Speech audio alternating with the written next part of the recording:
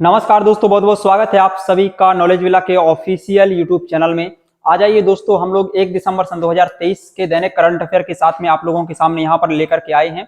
और आप लोग पेन और पेपर निकाल लीजिए और स्टार्ट कर दीजिए यहाँ पर जो है बातों को समझते हुए राइट करने के लिए, ठीक है ना। तो चलिए, पहला प्रश्न आप लोगों के सामने स्क्रीन पर दिखाई दे रहा है। देखिए पहला प्रश्न क्या है। पहला क्वेश्चन है, हाल ही में United nation human right commission, भैया यहाँ पर जो प्रश्न पूछा जा रहा है United nation human right commission से पूछा जा रहा है, ठीक है ना। तो इसने नॉनसेंस शरणार्थी पुरस्कार, देखिए भैया नॉनसेंस शरणार्थी पुरस्कार दिया जाता है आपका ये 2023 के लिए किसे चुना है। नॉनसेंस शरणार्थी पुरस्कार बहुत ही एक अलग टाइप का है, शायद आप में से अधिकांश लोग इसको पहली बार ही सुन रहे होंगे।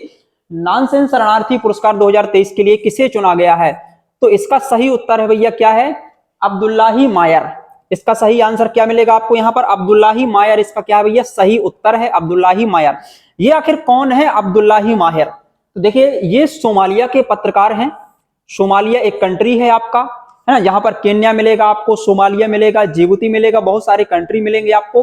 तो सोमालिया के डाकू तो बहुत ज्यादा फेमस है, जो है आप लोग जानते होंगे। तो सोमालिया की ये कौन है भैया, पत्रकार है। सोमालिया से संबंधित ये क्या है, पत्रकार है। ये किस लिए दिया गया है यहाँ पर इनको, ये पत्रकार हैं, इन्होंने क्या किया था कि इनको यह पुरस्कार जो है दिया गया है। तो देखिए इन्होंने क्या किया था कि विस्थापित बच्चों को शिक्षा का अधिकार दिलाने के लिए इन्होंने वकालत की थी। मतलब किसके लिए इन्होंने स्ट्रगल किया, तो जो विस्थापित बच्चे हैं, एक जगह से दूसरी जगह गए हैं, उनको शिक्षा के अधिकार देने के लिए इन्होंने बहुत ज्यादा प्रयास किए। और इसी कारण से जो है अब्दुल्लाही मायर को क्या दिया गया है, नॉनसेंस शरणार्थी पुरस्कार 2023 दिया गया है United nation human right commission के द्वारा, ठीक है। इसमें राशि जो मिली है इनको, कितनी राशि मिलेगी, यहाँ पर $1 लाख की राशि इनको प्रोवाइड की जाएगी। क्लियर। अब इसके बारे में देख लीजिए, United nation human right commission आखिर ये क्या होता है। इसका मुख्यालय बहुत ज्यादा पूछा जाता है, United nation human right commission का इसका मुख्यालय कहां पर है भैया, जिनेवा में है। स्विट्जरलैंड के जिनेवा में इसका क्या है, मुख्यालय है, आप लोग याद रखना, है ना। और इसकी स्थापना 1950 में की गई थी, 1950 में इसकी स्थापना हुई थी United nation human right commission की। क्लियर। और यहाँ पर इतनी बातें आपको United nation human right commission के बारे में जो है याद रखना, मुख्यालय और इसका स्थापना। कुछ अन्य बातों पर यहाँ पर फोकस कर लीजिए। यहाँ पर हमने कुछ अन्य बातें भी आपके लिए रखी हैं। 37वें नंबर के राष्ट्रीय खेलों का यानी कि नेशनल गेम्स का आधिकारिक प्रायोजक कौन सी संस्था रही है या कौन सी कंपनी रही है, तो कौन इसका आधिकारिक प्रायोजक रहा है 37वें नंबर के जो आपके नेशनल गेम्स हुए हैं उनके, तो पेटीएम के द्वारा। पेटीएम तो आप सभी लोग जानते हैं ना भैया, वही पेटीएम खंड का तुरंत उसमें क्या हो जाता है, आप किसी को भी पेटीएम करो, समझ रहे हैं ना।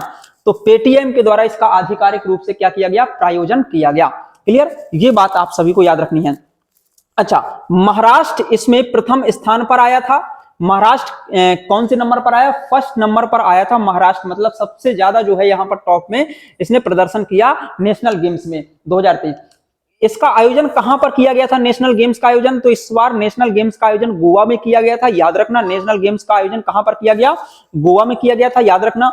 अच्छा, एसबीआई ने, स्टेट बैंक ऑफ इंडिया ने किसे ब्रांड एम्बेसडर नियुक्त किया है, तो एसबीआई के नए ब्रांड एम्बेसडर कौन बने हैं यहाँ पर, महेंद्र सिंह धोनी, माही सर याद रखने ला, पता है ना आपको, माही सर के बारे में सुना होगा, माही के नाम से फेमस है बहुत ज्यादा, महेंद्र सिंह धोनी। तो ये एसबीआई के नए एम्बेसडर के रूप में नियुक्त हुए हैं, इनके बारे में आपको यहाँ पर याद रखना है। क्लियर। तो इतनी बातें आपको इस प्रश्न के अंतर्गत जो है आपको याद रखना है। चलिए बढ़ते हैं अपने अगले प्रश्न पर। आज के अगला प्रश्न आप लोगों के सामने यहाँ पर दिया गया है, ये रहा आपके सामने प्रश्न। हाल ही में केंद्र सरकार के साथ शांति समझौता करने वाला यूनाइटेड नेशन लिबरेशन फ्रंट का संबंध किससे है, यानी कि किस राज्य से है। ऐसा प्रश्न पूछा जा सकता है कि यूनाइटेड नेशन लिबरेशन फ्रंट जो है इसका संबंध किससे है, तो याद रखना इसका संबंध जो है भैया मणिपुर राज्य से है। ये मणिपुर का क्या है, एक विद्रोही संगठन है, बहुत पुराना संगठन है मणिपुर का। मणिपुर का बहुत ही पुराना विद्रोही संगठन है, कौन सा, ये यहाँ पर United nation liberation front. Clear. तो ये मणिपुर का क्या है, ये एक बहुत ही बड़ा मणिपुर का विद्रोही संगठन है और पुराना भी है। तो यूएनएलएफ यानी कि यूनाइटेड नेशन लिबरेशन फ्रंट जो है ये मणिपुर का विद्रोही संगठन है। मैती समुदाय के लोगों के द्वारा इसका नेतृत्व सबसे ज्यादा जो है किया जाता है। 59 वर्ष पुराना संघर्ष इस समझौते के माध्यम से इन्होंने समाप्त कर लिया है। ये संघर्ष किसके बीच में था, जो मणिपुर का ये संगठन है विद्रोही संगठन, इसके बीच में और मणिपुर सरकार और केंद्र सरकार के बीच में यह क्या था, संघर्ष चल रहा था। काफी पुराना संघर्ष है इनके बीच में। संघर्ष वो इसीलिए था कि ये अपने अधिकारों को मांगने के चलते क्या कर रहे थे, एक अलग देश की मांग, एक अलग स्वतंत्रता की मांग कर रहे थे। तो इसलिए ये संघर्ष जो है लगातार संघ के साथ में इनका चल रहा था और समझौता हो चुका है यहाँ पर। अब ये संघर्ष समाप्त हो जाएगा। क्लियर। अच्छा, एक यहाँ पर और बात यहाँ पर अलग से हम आपको बताने वाले हैं। हाल ही में प्रथम भारतीय सैन्य धरोहर उत्सव, फर्स्ट भारतीय सैन्य धरोहर उत्सव कहां आयोजित हुआ? तो ये भैया आयोजित हुआ है नई दिल्ली में। पहला भारतीय सैन्य धरोहर स्थल जो है ये नई दिल्ली में आयोजित हुआ है। आपको इस बात के बारे में जो है बहुत ही बेहतरीन तरीके से याद रखना होगा। पहला भारतीय सैन्य धरोहर कहां पर आयोजित हुआ? तो ये आपका आयोजित हुआ है जो है ये नई दिल्ली में। तो इस प्रश्न के बारे में भी आप लोग याद रखेंगे। चलिए बढ़ते हैं अपने अगले प्रश्न की ओर। तीसरा प्रश्न है यहां पर आपके सामने, फ्रांस के सर्वोच्च नागरिक सम्मान the Legion of Honour, the Legion of Honour से किसे सम्मानित किया गया है? हाल ही में फ्रांस का जो सर्वोच्च नागरिक सम्मान है भैया द लीजन ऑफ ऑनर, तो ये भी पूछा जा सकता है कि द लीजन ऑफ ऑनर किस देश का सर्वोच्च नागरिक सम्मान है? तो ये फ्रांस का सर्वोच्च नागरिक सम्मान है, आप लोग याद रखेंगे।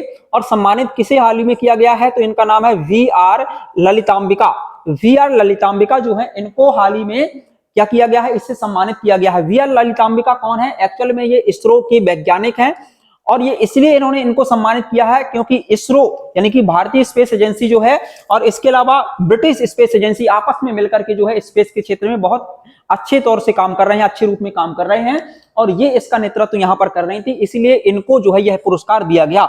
हालांकि द लीजन ऑफ ऑनर इससे पहले प्रधानमंत्री मोदी को भी यह मिला है, एक अच्छा वैश्विक नेतृत्व करने के लिए इनको दिया गया था प्रधानमंत्री मोदी को, है ना। द लीजन ऑफ ऑनर के बारे में बताएं, इसकी स्थापना 1802 में जो है यहाँ पर की गई थी, नेपोलियन बोनापार्ट के द्वारा इसकी स्थापना की गई थी। भैया किसके द्वारा की गई थी? नेपोलियन बोनापार्ट के द्वारा इसकी स्थापना 1802 में की गई थी। क्लियर।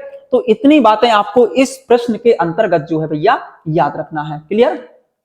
चलिए अगले प्रश्न पर बात करते हैं। अगला प्रश्न है आज का आप लोगों के सामने, यहाँ पर चौथा प्रश्न है, हॉर्नबिल फेस्टिवल 2023 किस राज्य में आयोजित किया जा रहा है?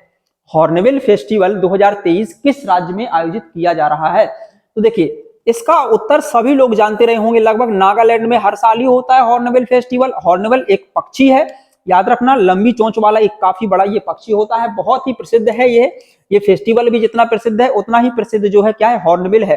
कुछ समय पहले हॉर्नबिल से संबंधित एक खबर निकल करके आई थी 1 साल पहले कि इस पर काफी ज्यादा संकट था क्योंकि हॉर्नबिल के पक्षी की जो चोंच है उससे काफी सारे अलग अलग तरह की चीजें जो है बनाई जाती हैं, इसलिए लोग इनका शिकार ज्यादा करते थे, इस कारण से इन पर संकट आ गया था, इस कारण से ये चर्चा में आ गया था, है ना। तो याद रखना है आपको। हॉर्नबिल के बारे में बताएं, प्रतिवर्ष 1 दिसंबर से जो त्योहार है ये आपका स्टार्ट होता है और नागालैंड की स्थापना हुई थी दोस्तों 1 दिसंबर सन 1963 में।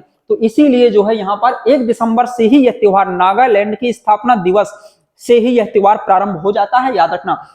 इसे फेस्टिवल्स ऑफ द फेस्टिवल भी कहते हैं, फेस्टिवल ऑफ दी फेस्टिवल्स कहते हैं इसको हॉर्नबिल फेस्टिवल को, त्योहारों का त्योहार इसको कहा जाता है नागालैंड में। क्लियर। कहां पर? नागालैंड में इसको त्योहारों का त्योहार के नाम से जाना जाता है। स्टार्ट कब हुआ था ये नागालैंड में? तो सन 2000 से स्टार्ट हुआ था, क्योंकि यहां पर याद रखना ये स्थापना नागालैंड की पहले हो चुकी थी, इससे ये बाद में स्टार्ट किया गया था। नागा जनजाति में सर्वाधिक ये फेमस है, यहाँ पर नागा जनजाति जो पाई जाती है ना। और नागालैंड के बारे में बात करें, 1 दिसंबर 1963 में इसकी स्थापना हुई थी। भारत का 16वां राज्य बना था नागालैंड। भारत का, ये भी प्रश्न पूछा जाता है, भारत का 16वां राज्य कौन सा है भैया? तो नागालैंड आप इसका सही आंसर जो है बताएंगे। नागालैंड भारत का 16वां राज्य है, 16वें नंबर का राज्य है। आपसे यहाँ पर प्रश्न पूछेंगे, भारत का 22वां स्टेट कौन सा बना? भारत का 22वां राज्य कौन सा बना था? आप कमेंट बॉक्स में इसका सही आंसर जो है बताएंगे। क्लियर। 22वां राज्य भारत का कब बना था और ये कौन सा बना था, ये आप दोनों चीजें यहां पर इसमें बताएंगे। अब आइए बढ़ते हैं अगले प्रश्न की ओर। अगला प्रश्न आपके सामने ये रहा, यहां पर 5वां प्रश्न है आपके सामने आज का। यहां पर देखिए, हाल ही में ओपन एआई, एक दोस्तों बहुत बड़ी कंपनी है ओपन एआई, आर्टिफिशियल इंटेलिजेंस से संबंधित कंपनी है ये। ओपन एआई आर्टिफिशियल इंटेलिजेंस से संबंधित जो है यह कंपनी है, याद रखना। इसके नए सीईओ कौन बने हैं? ओपन एआई के नए सीईओ कौन बने हैं? तो देखना, सैम अल्टमैन इसके जो है नए सीईओ बने हैं। ओपन एआई कंपनी के सैम अल्टमैन नए सीईओ बने हैं, चीफ एग्जीक्यूटिव ऑफिसर इसके नए नियुक्त हुए हैं, याद रखना। इसके बारे में बता दें, ये ओपन एआई कंपनी के बारे में याद रखना, यहाँ पर हमने यहाँ पर बताया है इसने ही चैट जीपीटी को बनाया था। जैसे हम कुछ भी बोलते हैं ना उसके सामने, तो वो उसका आंसर लाके दे देती है। क्लियर? तो चैट जीपीटी जो है किसने डेवलप किया था? तो ओपन एआई के द्वारा ही डेवलप किया गया था आपका यहाँ पर चैट जीपीटी, याद रखना भैया। क्लियर? इसकी स्थापना कब हुई थी? इस कंपनी की, ओपन एआई कंपनी की स्थापना कब हुई थी? तो याद रखना ओपन एआई कंपनी की स्थापना 2015 में की गई थी। इसका मुख्यालय सैन फ्रांसिस्को कहां पर है भैया? यूएसए में है। सैन फ्रांसिस्को यानी कि अमेरिका में इसका मुख्यालय है। किसका? ओपन एआई कंपनी का। इसी ने चैट जीपीटी बनाया था, याद रखना। चैट जीपीटी का क्वेश्चन पूछा जा सकता है कि चैट जीपीटी का निर्माण निम्नलिखित में से किस आर्टिफिशियल इंटेलिजेंस कंपनी के माध्यम से किया गया था? याद रखना ओपन एआई के माध्यम से इसका निर्माण हुआ। अन्य सीईओ के बारे में देख लीजिए। ये तो इसके सीईओ बने हैं सैम अल्टमैन। जैसे गूगल के सीईओ कौन है वर्तमान में? सुंदर पिचाई है, भारतीय मूल के व्यक्ति हैं ये। यूट्यूब के सीईओ कौन है? नील मोहन है, ये भी याद रखना है आपको। और फेसबुक के सीईओ कौन है यहाँ पर? तो फेसबुक के सीईओ यहाँ पर मार्क जकरबर्ग, आपको यहाँ पर आप लोग अधिकांश लोग जानते होंगे इसके सीईओ का नाम। और अमेजॉन एंडी जैसी जो है इसके कौन है? अमेजॉन के सीईओ हैं। और माइक्रोसॉफ्ट के सीईओ का नाम है दोस्तों सत्या नडेला। क्लियर? तो ये सीईओ जो है, ये नाम आप सभी को यहां पर याद रखना। एक ही जगह पर हमने काफी सारी जो है ये कंपनियां हैं, इनके यहां पर हमने क्या है ये नाम लिख करके दे दिए हैं, और इसके बारे में आपको जरूर याद रखना है। क्लियर? आइए बढ़ते हैं अगले प्रश्न की ओर। अगला प्रश्न आज का क्या है अपना? 6वें नंबर का दोस्तों प्रश्न है यहां पर, याद रखिए। समलैंगिकता यानी कि समलैंगिक विवाह को रजिस्टर्ड करने वाला प्रथम दक्षिण एशियाई देश कौन बना है? अब देखिए, समलैंगिकता को वैध यानी कि कानूनन रूप देने वाला तो बहुत सारी देश बन चुकी हैं, लेकिन समलैंगिक, जैसे ऑस्ट्रेलिया की खबर कुछ समय पहले निकल करके आई थी समलैंगिकता के मामले में। क्लियर? तो यहां पर देखिए होमोसेक्सुअल के मामले में ये खबर निकल करके आई थी। अब यहां पर याद रखना है समलैंगिकता विवाह को रजिस्टर्ड करने वाला पहला दक्षिण एशिया का देश कौन सा बना है? तो रजिस्टर्ड करना मतलब इसको कानूनी रूप देना और वैध करार देना। क्लियर? अब रजिस्टर होंगे इस तरह के विवाह। तो याद रखना वो देश है नेपाल, जो कि भारत के उत्तर पूर्व में है और भारत और चीन के बीच में बफर स्टेट का काम करता है। याद रखना चीन से, नेपाल से संबंधित हमने आपको एक बहुत ही स्पेशल एक मुद्दा जो था वहां का, है ना, हिंदू राष्ट्र की मांग हो रही थी, वहां पर राजशाही वंश को रिस्टोर करने की मांग हो रही थी। उसके बारे में हम एक वीडियो ऑलरेडी आप लोगों के लिए बना चुके हैं, याद रखना। तो देखिए भारत में क्या स्थिति? भारत में समलैंगिकता की अनुमति है, लेकिन रजिस्टर्ड करने की अनुमति नहीं है। भारत में समलैंगिकता की अनुमति है, लेकिन रजिस्टर्ड नहीं हो सकता। इसकी अनुमति यहां पर सुप्रीम कोर्ट के द्वारा नहीं अभी तक दी गई है इस केस में। अच्छा, नेपाल के बारे में बताएं। नेपाल के पीएम वर्तमान में कौन है? पुष्प कमल दहल प्रचंड वर्तमान में इसके यहाँ के नेपाल के पीएम है। इससे पहले आप लोगों ने केपी शर्मा ओली का नाम सुना होगा नेपाल के पीएम के रूप में। अच्छा, कुछ अन्य चीजें हैं, जैसे 1 दिसंबर है आज, तो इसके बारे में याद रखना विश्व एड्स दिवस 1 दिसंबर को ही मनाया जाता है। याद रखना विश्व एड्स दिवस 1 दिसंबर को। और स्टार्ट ये कब से हुआ था? 1988 से यह स्टार्ट हुआ था। विश्व एड्स दिवस मनाने की शुरुआत 1988 से हुई थी। ये आपका 6वां प्रश्न है, इसमें इतनी बातें आपको याद रखना। 1 दिसंबर को बीएसएफ का स्थापना दिवस भी मनाया जाता है, याद रखना बीएसएफ स्थापना दिवस भी मनाई जाती है यहाँ पर। तो ये सारी चीजें जो है आपको यहाँ पर याद रखना है। चलिए अगले प्रश्न पर बात करते हैं। ये कुछ थोड़ा सा डिटेल प्रश्न आप लोगों के लिए यहाँ पर दिए गए हैं, जैसे इनके बारे में ध्यान देना आप लोग। ये रहे आपके सामने। महत्वपूर्ण दिन के बारे में है यहाँ पर, देखिए अंतरराष्ट्रीय जगुआर दिवस। जगुआर एक जीव जानवर होता है दोस्तों, याद रखना जगुआर। अंतरराष्ट्रीय जगुआर दिवस 29 नवंबर को मनाया गया था, याद रखना। तो हर साल भैया 29 नवंबर को विश्व स्तर पर अंतरराष्ट्रीय जगुआर दिवस मनाया जाता है, याद रखना। यह दिन सरकारों, संगठनों और व्यक्तियों के नेतृत्व में कई संरक्षण प्रयासों की ओर ध्यान आकर्षित करने के लिए मनाया जाता है, याद रखना। 2018 में अंतरराष्ट्रीय जगुआर दिवस की कल्पना जो है पैंथेरा, जिसको कहते हैं वन्य जीव संरक्षण सोसाइटी और विश्व वन्य जीव कोष ने यूएनडीपी और वैश्विक पर्यावरण सुविधा के सहयोग से इसकी स्थापना की थी। यह दिवस मनाने की शुरुआत की थी। तो ये सारी बातें आपको यहाँ पर याद रखना। 1973 में जगुआर को वन्य जीवों और वनस्पतियों की लुप्त प्राय प्रजातियों में अंतरराष्ट्रीय व्यापार पर कन्वेंशन में एक लुप्त प्राय प्रजाति के रूप में वर्गीकृत किया था। तो ये बातें आपको याद रखना। खाली आपको इतना याद रखना कि 29 नवंबर को जगुआर दिवस मनाया जाता है, और यह क्या है 1973 में इसको वन्य जीव संरक्षण की श्रेणी में एक विलुप्त कैटेगरी में इसको रखा गया था। क्लियर? आइए बढ़ते हैं अगले प्रश्न पर। ये अगला प्रश्न है आज का आप लोगों के सामने, यहाँ पर ध्यान दीजिए इस पर थोड़ा सा। विषय पुरस्कार और सम्मान से संबंधित है। देखिए एजुकेट गर्ल्स की स्थापना सफीना हुसैन को शिक्षा के लिए वाइज पुरस्कार दिया गया। तो 29 नवंबर को WISC वाइज 11 शिखर सम्मेलन हुआ था दोस्तों, और इसमें सफीना हुसैन को प्रतिष्ठित वाइज पुरस्कार से सम्मानित किया गया था। शिक्षा के लिए वाइज पुरस्कार अपनी तरह का पहला वैश्विक पुरस्कार है जो शिक्षा में उत्कृष्ट योगदान के लिए किसी व्यक्ति को सम्मानित किया जाता है इसके माध्यम से। क्लियर। एजुकेट गर्ल्स इस अभिनव दृष्टिकोण का एक उदाहरण है जिसमें AI का उपयोग करके उन गांवों की पहचान की जाती है जहां स्कूल न जाने वाली लड़कियों की संख्या अधिक है। इन लड़कियों की पहचान करने के लिए 21,000 से अधिक जेंडर चैंपियन भारत के सबसे दूर दराज के गांवों में घर घर जाते हैं। सरकार और समुदायों के साथ साझेदारी में काम करते हुए एक एजुकेट गर्ल्स उन्हें औपचारिक शिक्षा प्रणाली में पुनः एकीकृत करती हैं।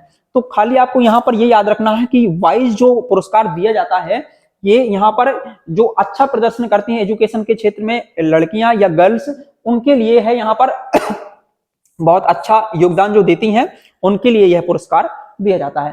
तो इतनी बातें जो है दोस्तों आज के हम करंट अफेयर में बात करेंगे। उम्मीद है कि दोस्तों आप इसका नोट्स जरूर बनाएंगे और इसकी PDF हम आपको प्रोवाइड करवा देंगे। ठीक है, तो मिलते हैं दोस्तों अगले वीडियो के साथ में। तब तक के लिए जय हिंद, जय भारत, धन्यवाद।